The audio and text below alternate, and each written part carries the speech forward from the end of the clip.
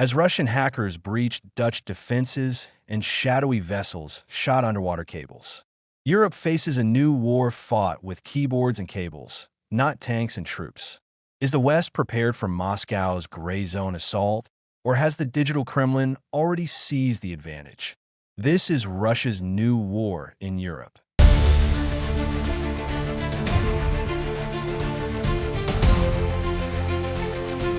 The Dutch Military Intelligence and Security Service has sounded the alarm on Russia's intensifying hybrid warfare campaign. For the first time, Russian hackers have directly targeted a Dutch public service in an attempted cyber sabotage operation aimed at gaining control of critical systems. The Russian Federation trying to get access to the control system of a public service with whatever intention. I mean, it's the first time we observed it to this level. Besides the examples of major cyber attacks on political parties and companies of public transportation, those were all more or less next to the European elections, and cyber attacks basically aimed at our infrastructure.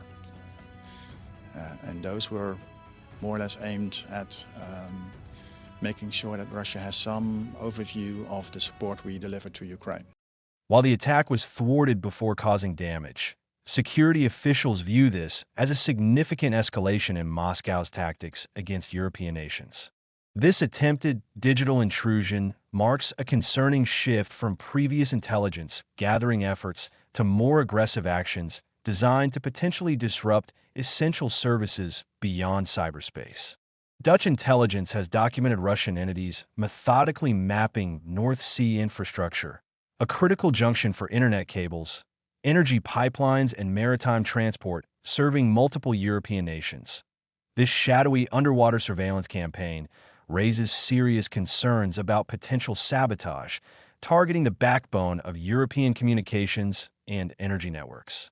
Russian vessels have been observed conducting suspicious activities near strategic underwater assets, behavior consistent with preparation for possible future operations. So the fact that they are willing to sabotage a public service in the Netherlands is by itself is a sort of example that they are increasing their risks to do something in the Netherlands, which we did not see before.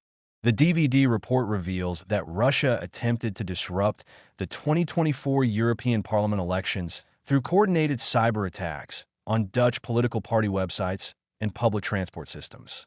These attacks were strategically timed to complicate voter participation and potentially influence electoral outcomes.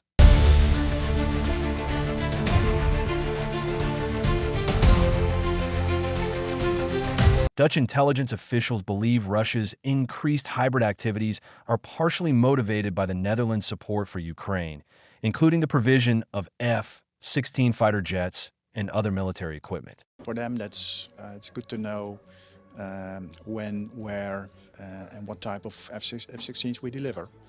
So for them, it's in their interest to know something. It's not only F-16s, we deliver much more as well. So it's good for the Russian Federation to know how the logistical train is going to Ukraine and the type of things we deliver. These intelligence gathering operations appear designed to map Western military support to Ukraine, potentially to develop countermeasures or target supply routes. Dutch Defense Minister Ruben Breekman characterized the current security environment as a gray zone between war and peace, where hostile acts deliberately fall short of open warfare, yet aim to significantly destabilize societies and governments. This ambiguous operational space complicates defensive responses as attacks often remain below thresholds that would trigger conventional military reactions, but nevertheless carry serious implications for national security.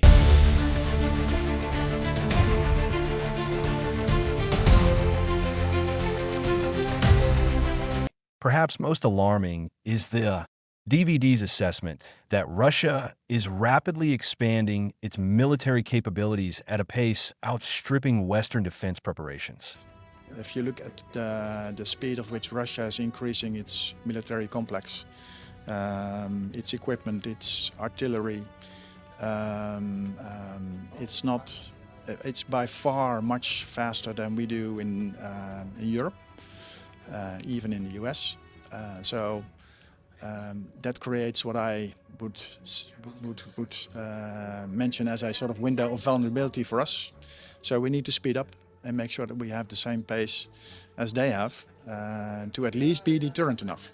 The movie report makes clear that Russia's hybrid warfare campaign extends beyond Dutch borders, representing a coordinated effort across Europe that includes cyber attacks, disinformation, espionage, and potential physical sabotage of critical infrastructure.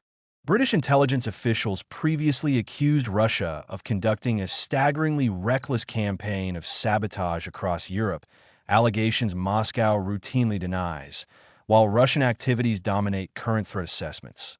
The Dutch intelligence agency also highlighted persistent Chinese cyber espionage targeting Western governments and defense companies, particularly within the Netherlands. Strategically important semiconductor industry. The DVD noted Chinese support for Russia's war efforts and aggressive posturing towards Taiwan as additional factors contributing to an increasingly complex European security environment.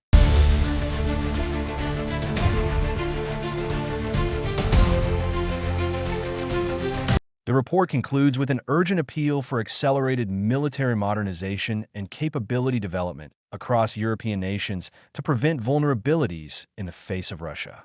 A swift scaling up of our armed forces and defense industry is essential. Only then can we prevent further Russian aggression in Europe. The divide is stark. Assessment paints a picture of mounting hybrid threats that demand a coordinated European response, one that spans military, cybersecurity, intelligence, and critical infrastructure protection domains to counter Russia's increasingly bold operations in what Rethink describes as turbulent developments with unprecedented potential effects on European security.